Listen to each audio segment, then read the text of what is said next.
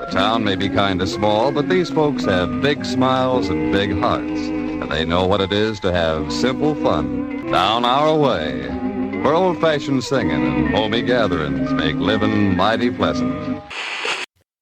That's all people know you for. I mean, Gary Glitter, does anybody know anything other than Rock and Roll Part 1? You know? Wasn't he involved in pedophilia? Oh, yeah. Was that an album or just a... Hey, trolling.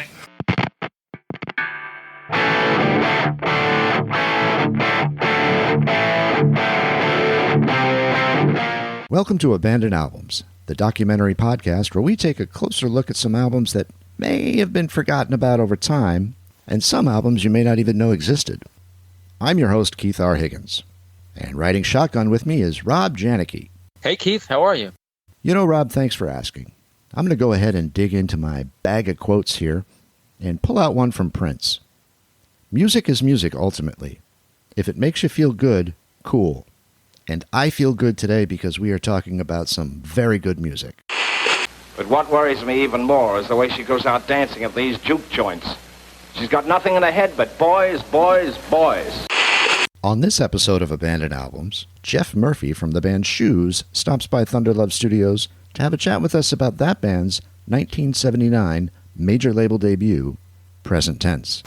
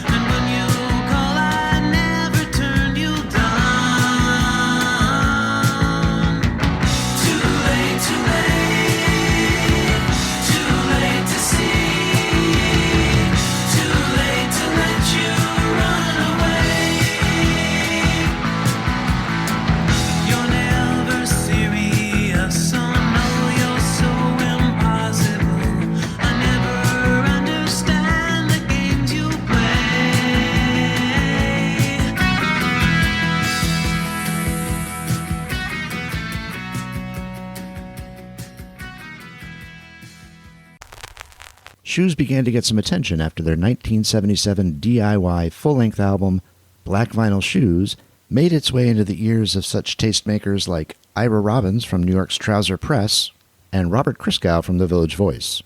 Not surprisingly, they started getting courted by major labels. However, in the end, it would be Elektra Records that would sign Shoes and then whisk them off to London to record their debut album with producer Mike Stone. The result was Present Tense, released in 1979. An amazing record that managed to climb up the Billboard album charts almost as fast as it fell off. So here's me and Rob and Jeff Murphy at Thunder Love Studios in the Present Tense. First of all, I gotta say I love that record. I had never heard it until 2-3 weeks ago, and I've just been listening to Present Tense. I've probably listened to it at least a dozen times all the way through. Oh, thank you. I'm embarrassed and ashamed to say I've never heard it before, but wow. Well, you know, someone asked me a couple of years ago, they said, sort of sarcastically, I guess, they said, don't you think you've reached all the fans you're ever going to reach? And I said, no, that's the wonderful thing about music, is it's there forever. The song that Apple is using in their new commercials is a song that Sparks did called This Town Ain't Big Enough for the Both of Us. Oh. And I think that was done in 1974, which I love it. I love when things get discovered after the fact. And my analogy is, if I ask you, what do you think of ZZ Top? You probably have an opinion one way or the other. Or if I say, what do you think of Aerosmith or Fleetwood Mac or whatever, you probably have an opinion one way or the other. But if I ask most people what they think of Shoes, they would give me a blank stare. And that, to me, is a potential new set of ears. For sure. And to me, that's what music is. It is a timeless art form. I mean, the production can timestamp it, but Present Tense was probably one of the least time-stamped records that we did. You always seem to be ahead of the curve technologically, even going back to the onset of the band. Where does that come from? Gary and I always loved technology, and I had a tape machine, which I documented in that book, that I think I was 8 years old. I was fascinated not only by the electronics of being able to record something and play it back later, but you could screw around with it, speed it up, slow it down, and the electromechanical aspect of it. I love gadgets. I love the reels, seeing the reels go around, and that carried into adulthood, where I miss the analog aspect of seeing real meters, bouncing, and the lights in this. We talked about this the other day. I can't remember who I was talking to. Mark Caro, who's a writer from Chicago.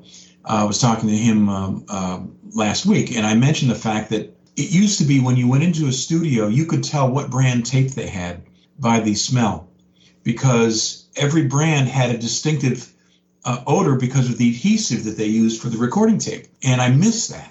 A smell is a very powerful reminder of history, of your history. And he said to me, it's weird. I just talked to Mitch Easter, and he said the same thing. I said, well, yeah, I guess all us guys that worked on analog, we have that, in the back of our brain, we have that tucked away. It's interesting that you mentioned Mitch Easter, because Rob and I were talking earlier, Rob in particular, how much he heard of Present Tense in bands like REM. And, Mitch Easter produced the first two records by them, and just how much that record and your sound seemed to influence those bands that came after you. We met Mitch a couple of different times and talked to him, and it's like old war buddies. Even though you weren't seeing each other every day, you speak the same language because you experience the same what do you want to call it, internship, I guess you say. Sure. You have to understand the way that our band started was somebody once told us years ago, but years after the fact of being signed to a major label and doing all that, they said, you guys were too dumb to know that you couldn't do it. We just put our heads down and said, wouldn't it be cool to have a band? Wouldn't it be cool to learn how to play instruments and record and be on the radio? So that was our goal. And we still don't consider ourselves musicians. We're songwriters and producers and arrangers. We hear something, we get an idea for something, go, oh, I know what to do. And then you learn how to play it somehow. And we were in our own little cocoon in this little dry community of Zion, Illinois, which had no music scene whatsoever. So if there was no music scene there, where did you go for your music scene? The nearest club was probably 15 miles away, 10 miles. But it was the stomping grounds of Cheap Trick. I saw them shortly after Robin joined the band. And I saw them at the club. I went out with my then girlfriend, and I came home and I said to John and Gary, you got to go see these guys. They're head and shoulders above everything else that's happening in the clubs right now. And they became to us the most exciting live thing that we were seeing in clubs. It inspired us to want to strap on the guitars and get out there and do some shit. I mean, of course, we're nowhere near as animated as Rick was, nor as good looking as Robin or Tom Peterson. You guys were never much for touring, were you? We probably played a couple hundred times, over the years, but not like Cheap Trick doing 260 shows a year or something. Built to be the most distinctive car on the road, with no trace of look-alike styling. When we did Black Vinyl Shoes in 1977, we released it in 1977, it opened up a whole world to us that we just didn't know, that there were people like Mitch recording on their own, or the guys in the Nerves, making these things on their own like we were. We felt a real kinship to them and to that whole idea of doing things yourself. You mentioned you guys, you said you didn't consider yourselves musicians, but I think maybe some of that comes from the fact that you were so much into the gear. And it even, you can look at it like bands today, I mean, they're not so much today anymore, but, say like Trent Reznor from Nine Inch Nails, right? He dove head first into how things work, how sounds are created, how you put it together, even early hip hop with sampling and things like that. So your creativity, a lot of people who do that, to me, it always comes from the fact that they're so much into how stuff is made, how it works, why sounds come out, and then you turn that into music. So don't shortchange yourself because, just because you may have started that way and then played instruments, it's all one and the same. The sounds are created equally. Emmett Rhodes, his first two albums are just fantastic examples of that home recorded, one guy doing that kind of power pop thing. Now, power pop I shouldn't use that term, I guess. That's become a coat hanger for people to hang musical styles on. To me, again, when we grew up, everything that they played on the radio, especially AM radio, was called pop music. Everything fell in that category. As things got more aggressive through the years with rock music, they sort of divvied it up. Metal became, okay, if you're doing Black Sabbath or Metallica or whatever, that's metal. And people would say, then people started calling us power pop. And I said, well, it's nice to be part of any club, I guess, but it's very limiting when they call you something, because no band is completely one thing or the other. For instance, I think Foo Fighters are power pop. I think that band from Australia, Jet, is power pop. I think Fleetwood Mac is power pop. More so the Lindsay stuff. But even a band like the Beatles, who were probably considered the epicenter of power pop music, a song like Michelle is not a power pop song. Pop, sure, but that's just it. Most bands weave in and out of it. With us, we just did the music that we liked, that we thought was missing from the radio, that we wanted to hear more of ourselves. We wanted other bands. We want to find more bands like Fountains of Wayne. We love that stuff. And I remember when we first met those guys, we were talking to them backstage, and I think it was Adam that said, the New York press compares us to you guys. You're high above California's Mojave Desert. You're watching the end of an unusual test. As you guys were talking, it reminded me of a conversation Keith and I had earlier. I like how you position the idea of talking to fans who might not have heard of your band or, maybe the early records, using that as a way to, get new fans. And the way I listen to music, and I'll hear something for the first time and I hear influences. I just do. But I heard, a little bit of the Byrds, and obviously some of the other, and then from the British side of things, I've heard that. But then I immediately went to bands like REM and what became alternative music. And that to me is fascinating. And now I'm a fan because I identified with that other music from the mid to late 80s. And I can see a direct line back to you guys. But I guarantee you some of those bands talk about you guys and use your records as influence to them. And they were probably saying to their friends, hey, you might not have heard of Shoes, but you know what? Check this record out. It's amazing. This is why we sound this way, or something like that. It's astounding to us that we would influence anybody. But there's a band, they were out of Texas, called Hyperbubble. And it's a guy and his wife, and they do sort of electronica takes on different songs. And they do original stuff, but then they'll do these cover projects too. And he contacted us because he told us the story of how he discovered Shoes. And he said, the reason I'm doing what I'm doing is because when I was a kid, I was riding my bike to guitar lessons. The school was just a few miles away from my house, but halfway there I forgot if it was to the right or to the left, and I wound up in back of a Warner Electra Atlantic warehouse totally by accident. So I rode into the back of the parking lot to take a closer look and saw what looked like records on the ground. I couldn't believe my eyes. I had struck gold. I didn't realize it at the time, but I was about to participate in my first dumpster dive, and my life would never be the same again.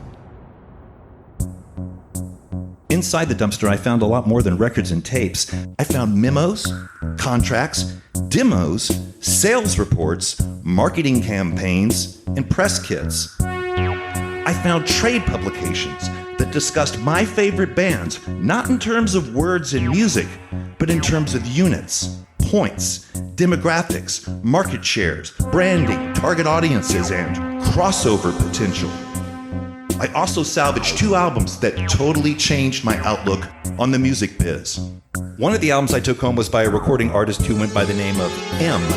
M had a #1 hit with a self-produced synth-pop single called Pop Music. But it was finding an album by a band called Shoes that really turned my head around. First, I couldn't understand how an album this great could be just thrown away, but even more important was finding out that Shoes' previous album was not only recorded by the band in their living room, but also released by the band on their own record label. And I thought it was better sounding than the major label album with all the fancy production. I learned more that day in the dumpster than all of my guitar lessons put together. The curtain on The Wizard of Oz had been lifted. DIY was the way to go. That little clip, which he does a kind of a cartoon version of him discovering this, he just posted it up on Facebook over the weekend. And he says, I hope someday somebody will discover my music in a dumpster. So then ultimately, Jeff, how did you end up getting signed by Elektra, and who signed you? The guy that signed us had never signed a band before. He was the promo kid from Detroit, and he helped break the Cars because of his promotional acumen. So he decided he wanted to be the A&R guy. So he flew to New York to find out what's the word on the street, what's going on, and the reissue, the relicensing that we had done for the Black Vinyl Shoes album had recently come out. And one of the local promo guys had been in Bleecker Bob's in New York, and they were playing Black Vinyl Shoes in store at the time. And he said, who is this? What is this? And he took that album into this guy, and he was the vice president of promotion. He wasn't an A&R guy, but he took us in, and we became a bargaining chip for him. When we signed our deal, I remember one of our lawyers said to us, most bands think this is the finish line, and all this is letting you in the door to now you can play the game. That doesn't mean you've accomplished anything. You haven't gotten the brass ring yet. So we were always waiting for the other shoe to drop. It seemed to me you guys got and maintained a lot of control. You were able to co-produce the record. I would imagine at the time what you guys were able to get and take hold of and keep control of was kind of contrary to business practices. So I'm curious, one, am I correct in thinking that? And two, how did you do that? You are correct. And the wonderful thing, we had a lot of great things that happened to us around that time. One of them was right after we finished, before we signed and did Present Tense, before we signed with Elektra and did the whole major label thing, there was an entrepreneur that owned a record store in California named Greg Shaw, and he had this company called BOMP, B-O-M-P, and he had a great set of ears. He was very intuitive. He knew good music, and he contacted us. He was not a great businessman, but he was there. He found 2020. He found the Romantics. He found us. He signed them all to his label to do a single. And when he asked us to do a single, he said, who does your publishing? And we said, well, what's publishing? And he explained it to us. And he said, there's 2 ways you can do it. You can give it to me, and I'll put it through my company. And then we split that money. My company gets half, and then you guys get half. Or this friend of mine named Dan Burgoyce has a company called Bug Music, and they have a totally different business model. And that business model is you start your own publishing company, you own the copyrights and everything, you just hire them to do your paperwork, your administration. And instead of taking half, 50%, they take 15% of your total, and you own the copyrights. So we did that for that first single. And then when Elektra came knocking and they said, we'd like to get the rights to your songs, we said, oh, we already have our publishing set up. So they left us alone, and we not only did we get 100% of the publishing, but, which is unusual, when you sign a major label deal, what they'll usually ask for is a preferred rate or a discount rate, and they'll pay you 75%. We got 100% full royalty, and instead of most albums, you've noticed over the years, have gone to 10 songs, and that's because the label would say, we're only going to pay you publishing on 10 songs. Put as many on as you want. We're only paying for 10. Our contract, we negotiated that they had to pay for 12 songs. We wanted to do 12 songs because that was, our American version of albums were 12 songs. And because we had this, I don't want to call it a track record because that's too arrogant. But because we were starting to get some attention from the press because of our earlier DIY releases, there started to be a bit of a feeding frenzy, and labels were contacting us. And we had a standing offer from Capitol. Whenever you're done negotiating with Elektra, come to us and we'll beat it. So it was a choice that we had to make. And Elektra, to sweeten the pot, created this side letter. And the side letter said that if any of our music goes out of print after 5 years, the rights to relicense those revert back to the band. So we got our masters back, and we started our own CD company in 1987 because Elektra decided, record companies, they're like revolving doors. The people get fired and all that, and that started happening right after we finished the second record, going into the third. So when we finished the third album, and the company kind of fell apart, they still owed us an album. So they actually had to buy us out of the contract, which was, just crazy. I mean, that was our major label experience. But recording Present Tense was the absolute pinnacle of our involvement with a major label because of all these things. We were able to negotiate. Look, our manager went in because we hired Dan Burgoyce, the guy that set up our publishing. We hired him to do our management too because he was the nicest guy and very smart, very honest, and a Midwestern guy. And when we went to England, he said, look, these guys know what they're doing. They got records out on their own already. They're releasing, they know how to record.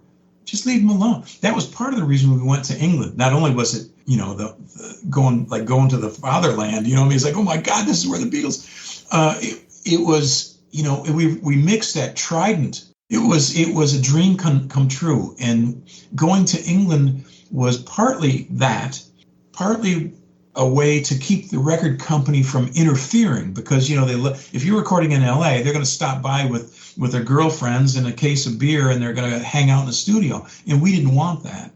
And the other thing was the producer that we decided on, because we interviewed a ton of people for producing that record with us. We liked Mike Stone because we got along. He had a great sense of humor, which is really important to us. And he was English, and he told us about the manor, which is where we ended up recording. Some people would call it a castle, but it really was a hunting lodge. And on 100 acres in the English countryside outside of Oxford. I saw the pictures. Beautiful.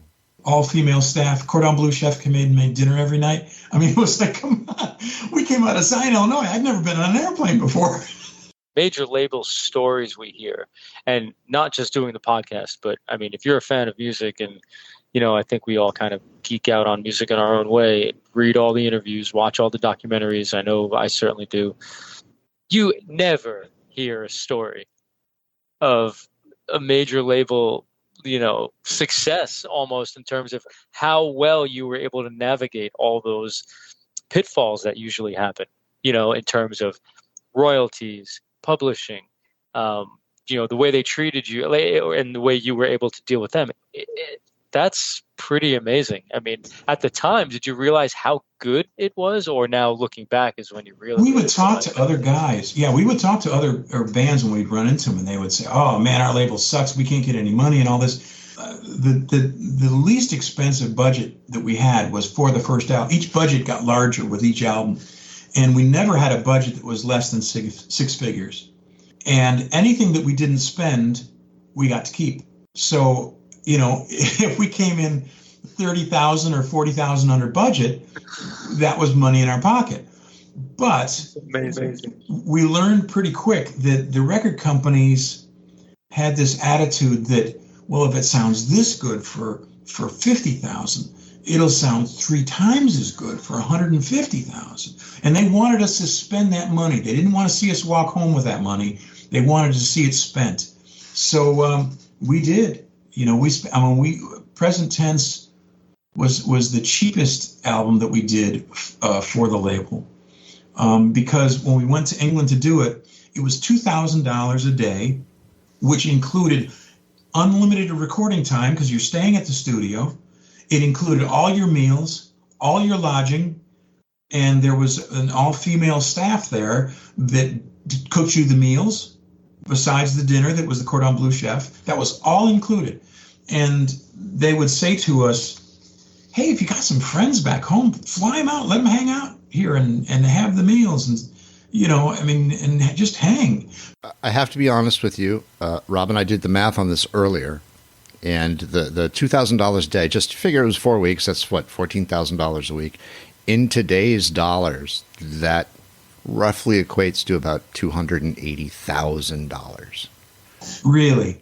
I remember these, and at the time, you know, it's a lot of money, but at the time it was all part of doing business. I remember my brother John saying, oh my God, this is what it's going to be like from this point on. This is how life is going to be. And it was just so much fun. You felt secure for the first time in your life. You felt secure to make music that you were comfortable doing it.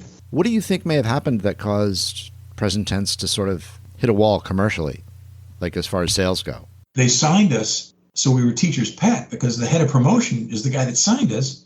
But now he starts lobbying to become the head of A&R. So he's not going in the office to do his job because he's trying to make a point. Look how important I am. Look how much I knew. I got you shoes. I found you shoes. Now make me head of A&R.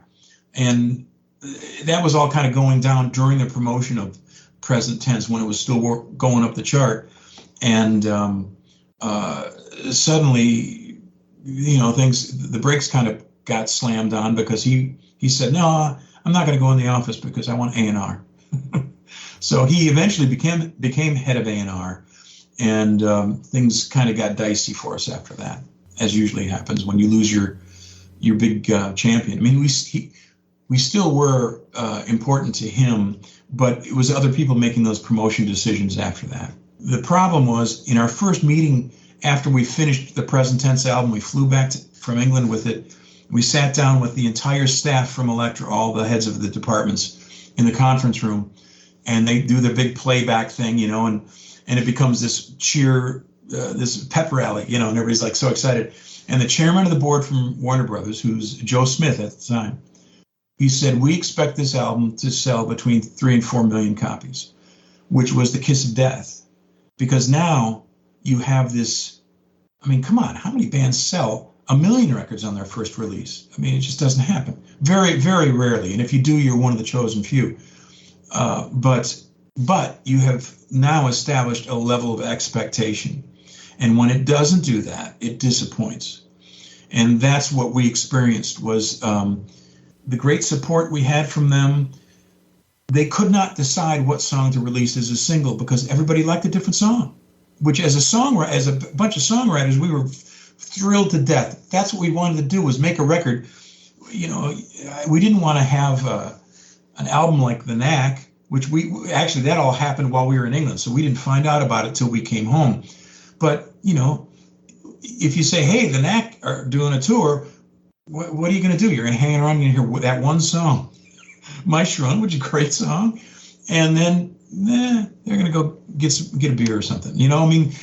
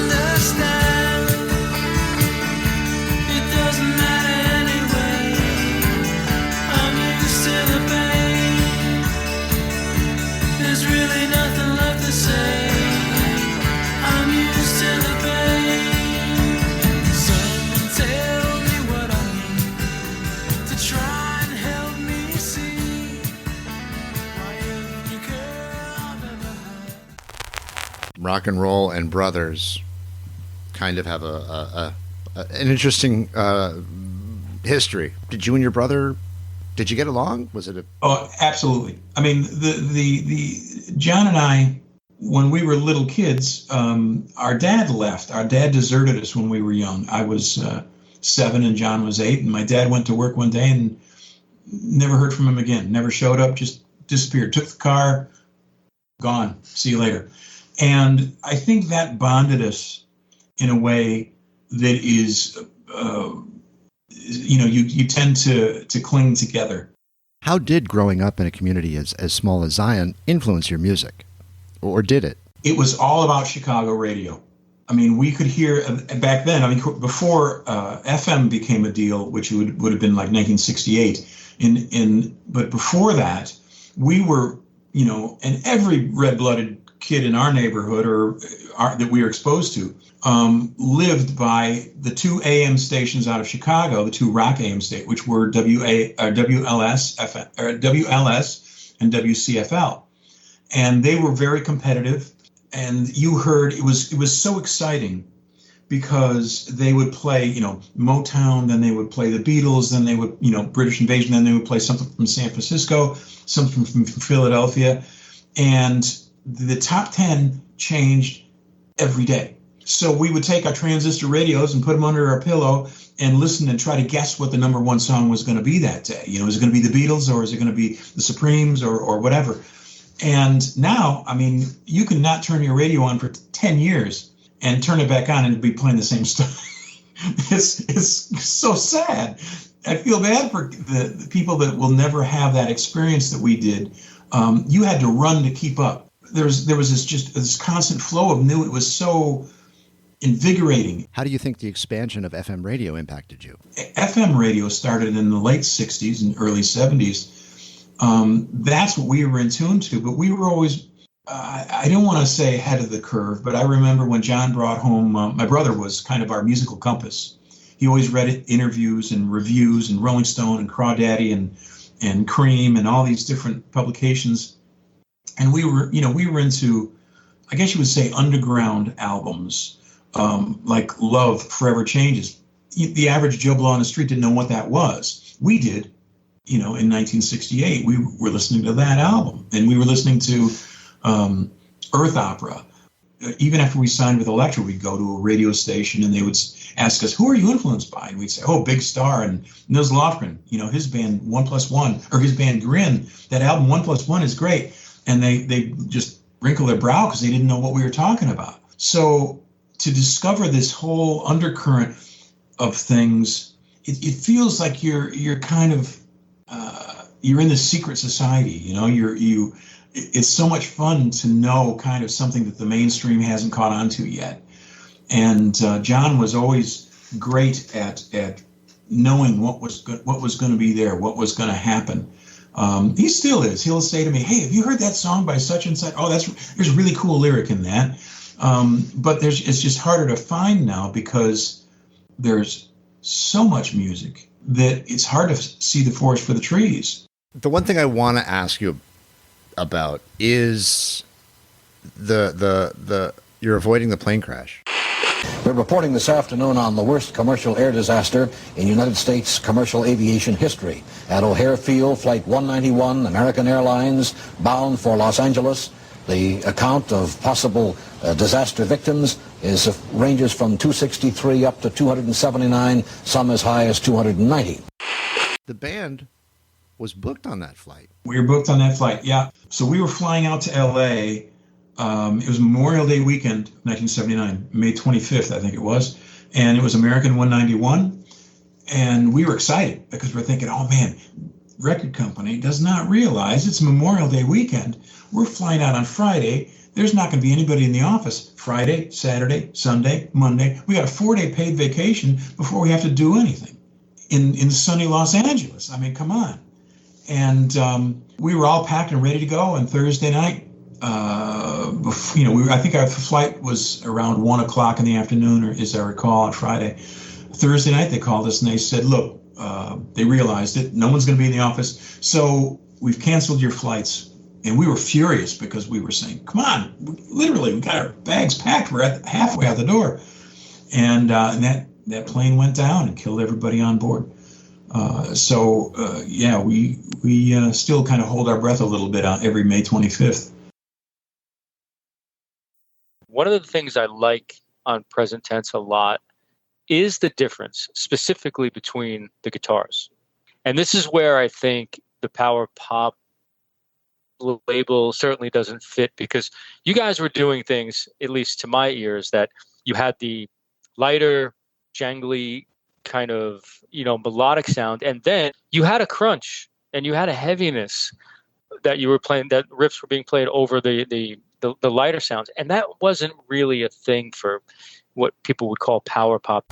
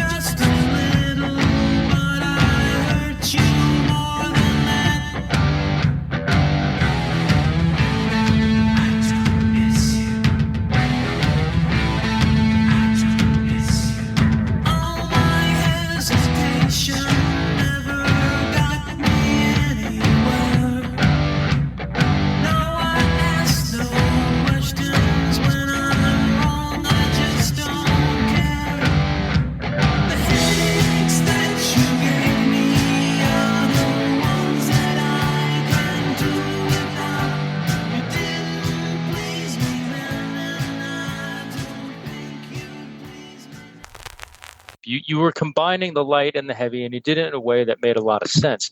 Like, was that something that you talked about? Say, hey, if I'm going to play light, you come in a little heavy? Very much so. It's very observant that you bring that up, because I remember in those days we would say we love the combination of acoustic and electric guitar, but that combination of those, the light and the dark and the heavy and the that was so interesting to us, and that's what excited us in music was it covered so much ground and so many bases. And again, when I said like the Foo Fighters, you hear Dave do something unplugged, it sounds just as powerful as when he does the full band version, because of the way the songs are written and the way he delivers. I mean, he's in the class by himself. What can I say? Sometimes it's great. You happen upon a mistake, or you just do something and it sounds great. That's awesome. But when you design it that way, I don't know, and it comes out the way that record came out, it's got to be really satisfying. And again, to someone like me, it did pave the way for what came later, because a lot of the rock music or the alternative music, whatever you want to call it, did do and use that balance between light and heavy, the soft intro, the little build up, bring in the chorus, and then kind of go back to start and do it all over again. Yeah. And it worked really, really well. It's one of the first things I noticed when I listened to the record. I was like, wow, I wonder if they really did this on purpose. Yeah. Well, thanks for noticing. I mean, and another example of that is on the song Cruel You on the record. There's this guitar that we call the chanky guitar, the clanky guitar.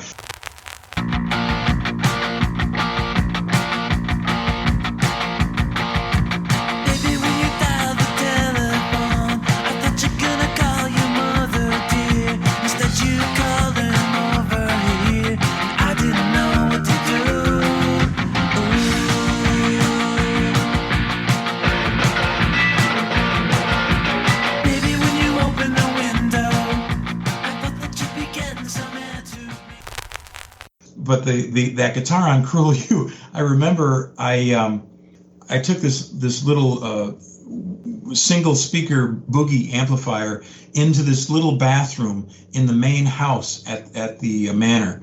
And we set it on the toilet, and because it was, you know, how bathrooms have that really reverberant live sound. And we mic'd it, and it was screaming loud. And it was directly below Skip's bedroom. So and it was just screaming loud, and he was in bed. But he was hard of hearing in one ear, so he always slept on the other ear, and I didn't wake him. But it was just cranking, and I remember at the very end of the song, it was a great memory of doing those kind of little fills that come in during that song, and just sloppy, chanky kind of sound. And I always think of standing in that bathroom next to that amplifier. You know, if you want to hear what that album sounded like, our version of it, what we show the record company, we released a CD called Double Exposure, which is all the demos from those demos plus all the demos for the second record, Tongue Twister. That's on one CD called, or it's on actually two CDs, I guess. Is it two CDs? I don't even remember now. Anyhow, Double Exposure is the name of that. And then there was a box set that came out in England last year called Electrified, the Electra years, and that has both the Electra version and our demo version of those songs back to back for all three of the albums that we did with Electra. When you first write a song and record it, you're working off this inspiration. It's you know you know what you want. You hear something, you get an idea, and you get excited and you do it. The second time you do it, you're copying what you had done. I'm a sucker for demos, and you really get an idea of what the songwriter intended, because studios, as great as they are, and engineers and producers, like I know you guys did it yourself for the most part, but like sometimes they get reimagined to the point where they're not really what was intended. They may sound great, but it's rare you get the artist's original intention. Rob, you're right on the money. And I love that stuff. I love that sense of immediacy. So do I. So thank you for letting us know that those exist. I'm gonna do my best to find them. I'm gonna go get them. Yeah. Cool. I love your record, and I can't wait to go deeper into Shoes. Oh, thanks a lot. Well, it's been fun, guys. I mean, anything else you need to know, or any question you might have, just let me know. Will do. Thank you so much, Jeff. Cool. Thank you very much, guys. All right, man. Thanks. Have a good night. All right. Take care. Good night. Bye-bye. The songs you heard on this episode of Abandoned Albums were all taken from the Shoes' 1979 album Present Tense, and they were Too Late, Every Girl, I Don't Miss You, and Cruel You.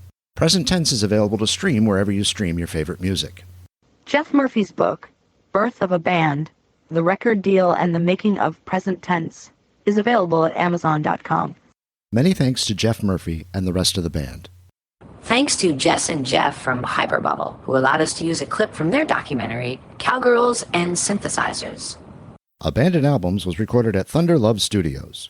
Produced and written by Keith R. Higgins and Rob Janicki. Engineered and mixed by Steve Beasley. Edited by A.J. Royce. Original music by Mike Pellegrino. If you like what you've heard, be sure to subscribe and follow us on social media.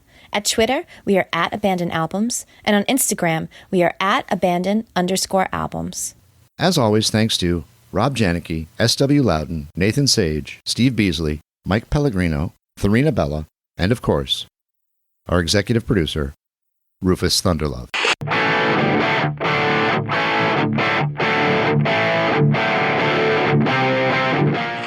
And now, until we meet again next time, I remain as always obediently yours. Abandoned Albums is a production of Station Road, LLC.